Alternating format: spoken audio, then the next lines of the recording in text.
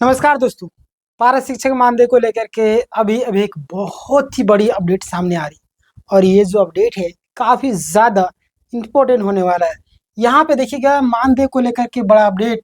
झारखंड शिक्षक परिषद ने अर्जेंट नोटिस जारी कर दिया। कई सारे जिले को लेकर के यहाँ पे लिखा हुआ है। प्लस में यहाँ पे देखिएगा ईपीएफ में बड़ी गलती पकड़ी गई। कई सारे जिले का जो डाटा रिजेक्ट हुआ है और 15 तारीख तक क्या पैसे आ पाएगा, ये हम डिटेल में चर्चा करेंगे। हालांकि बहुत सारी चीज़ें हैं जो आपको जानना अति आवश्यक है, लेकिन मैं बोलूँगा सबसे पहले चैनल को सब्सक्राइब कीजिएगा अभी तक नहीं किए होंगे, क्योंकि मैं यहाँ पे आपको लेटेस्ट अपडेट देते रहता हूँ। और जेटेड का क्लास रेगुलर स्टार्ट हो चुका है, आप रेगुलर क्लासेस कर सकते हैं। तो चलिए हम लोग बिना देरी को स्टार्ट करते हैं। आप यहाँ पे देखिए कि झारखंड सहायक आचार्य भर्ती मानदेय का अपडेट पूरी जानकारी। मार्च और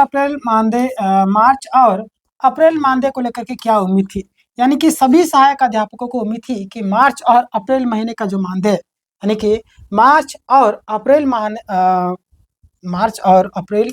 माह का जो आपका मानदेय 14 से 15 तारीख तक खाते में आ जाएगा, है ना। सभी लोगों को उम्मीद थी और उम्मीद तो करना भी चाहिए, क्योंकि जिस तरीके से बातें निकल करके आ रही थी उससे तो लग रहा था।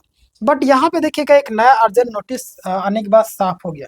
वो नोटिस क्या आया है और क्या बोला गया जिससे साफ हो गया, आइए मैं आपको दिखाता हूँ, आप समझिए, ठीक है। हालांकि मैं उन सारी चीज़ों को लेकर के पॉइंट बाई पॉइंट डिटेल में सारी जानकारी लाया हूँ।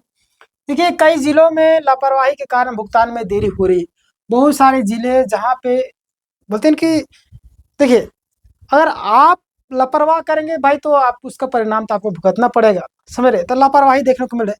सबसे बड़ी समस्या क्या है यहाँ पे देखिए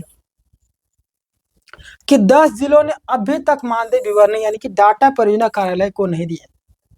पर जब डाटा आप देंगे नहीं तो कैसे प्रक्रिया आगे बढ़ेगी, ये भी तो सोचने वाली बात है ना।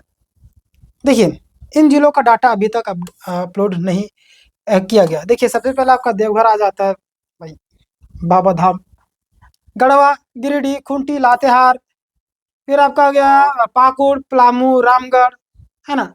फिर आपका आ जाता है साहिबगंज, सिमडेगा, यानी ये जो जिले यहाँ पे नहीं हुआ। अब देखिए इतने सारे जिले, 10 जिले अभी तक नहीं पाए, मतलब कि इन जिलों में शिक्षा का भुगतान अभी मतलब कि और भी लेट हो सकता है, समझ रहे। लेट तो होगा, आप प्रक्रिया का पूरी नहीं करेंगे तो फिर लेट तो होगा, इसमें तो कोई दो राय नहीं। आगे बात करते हैं बाकी 14 जिलों की क्या स्थिति है। तो 14 जिलों ने मानदेय विवरणी भेज दी है, और लेकिन उसमें भी केवल 4 जिले के सिटी परियोजना कार्यालय में को प्राप्त है। भाई देखिए अब यहीं पे तो बार बार अरोड़ा आ ही रहे, है ना। रास्ते में रोड़ा आएगा तो भाई कैसे होगा, रास्ता कैसे पार होगा। रास्ता मतलब कि मानदेय का जो रास्ता है ना, मानदेय का जो रास्ता है भाई, इसमें आप रोड़ा बनेंगे तो फिर कैसे होगा, सोचने वाली बात है ना। देखिए जिन 4 जिलों की चिट्ठी प्राप्त हुई, पहला आपका कोडरमा हो गया, जामताड़ा हो गया, फिर पूर्वी सिंहभूम हो गया, फिर आपका सरायकेला खरसा हो गया, यानी इन जिलों में आपका हो गया। बाकी जो 10 जिले चिट्ठी अभी तक नहीं पहुंची भाई, ये पहुंचेगा तब तो होगा कुछ। देखिए बबलू सिंह द्वारा एक नया अपडेट दे दिया गया है। क्या बोला गया, ध्यान दीजिए आप लोग। यहाँ कई जिलों ने अभी तक, है ना, कई सारे जिले जो अभी तक डेटा और पत्र नहीं भेजा। बहुत सारे जिले अभी तक डेटा और पत्र नहीं भेजे। बार बार नोटिस और सूचना देने के बाद भी काम अधूरा है। बार बार नोटिस भेजा रहा है, बार बार सूचना दिया रहा है, काम अधूरा है, समझ रहे। संबंधित जिलों को अगवा साथियों को कहा गया कि जिला कार्यालय से संपर्क करें और जल्द डेटा भिजवाएं। समझ रहे, बहुत ही जल्द डेटा भिजवाने की बात क्या है, ठीक है। चलिए आगे बात करते हैं। शकील भाईजान ने क्या अर्जेंट अपडेट दिया। शकील भाईजान के द्वारा आप सभी जानते हैं क्या अपडेट दिया। क्या शकील भाईजान ने साफ कहा कि आज ही डेटा और पत्र अपलोड करवाए, यानी कि करवाने का सुनिश्चित करें। मतलब आज ही आपको डेटा अपलोड, सारी चीज प्रक्रिया को आगे बढ़ाना है, समझ रहे। डेटा वगैरह जो भी चीज़ आपको अपलोड करवाना है। क्यों, जैसे कि साहब आएंगे साइन करेंगे, यानी कि जैसे ही आपका साहब आ जाएंगे फिर साइन वगैरह करेंगे, फिर आपका मानदेय के लिए प्रक्रिया आगे बढ़ जाएगा, समझ। तुरंत बैंक खाते का एडवांस भेज दिया जाएगा। इसके बाद शिक्षकों के खाते में पैसे को ट्रांसफर कर दिया जाएंगे, है। पैसों को ट्रांसफर कर दिया, जैसे आप प्रक्रिया को आगे बढ़ाएंगे तो पैसा ट्रांसफर होगा ना भाई। देखिए मतलब अभी सबसे बड़ा काम यही कि डेटा अपलोड करना, पत्र अपलोड करना, ठीक ना। चलिए आगे हम बात करते हैं। यहाँ पे ध्यान, नया बड़ा जो आपका विवाद आया है, ईपीएफ डेटा में गलती सामने आ रही है। ईपीएफ डेटा जो है इसमें गलती कैसे, राज्य परियोजना जो आप कार्यालय है उसमें एक बताया गया, क्या बताया गया, ध्यान दीजिए आप लोग। कुछ जिले जैसे क्या ईपीएफ की जो राशि है उसको भी खाते में जोड़ करके फिर से डेटा भेज रहे हैं, समझ रहे। कोई कुछ जो जिले है उसमें जो आपका ईपीएफ की जो आपका राशि है उसको आपको जोड़ करके फिलहाल डेटा भेज रहे हैं, जबकि ईपीएफ की जो आपका कटौती पहले ही हो चुकी है ना, पहले आपका हो चुकी है। चलिए आगे बात करते हैं। मार्च और अप्रैल दोनों माह का जो आपका ईपीएफ अगले मतलब कि अलग से भेजा जा चुका है।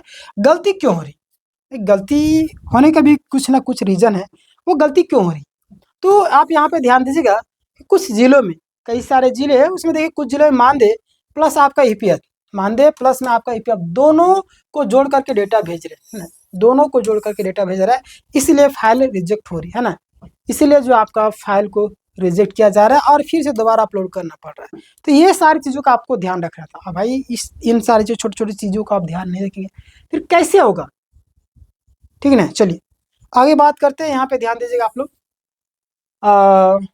इससे समय की जो आपको भारी बर्बादी हुई है, परियोजना कार्यालय का स्पष्ट निर्देश आ चुके हैं। क्या बोला गया, ध्यान दीजिए आप लोग।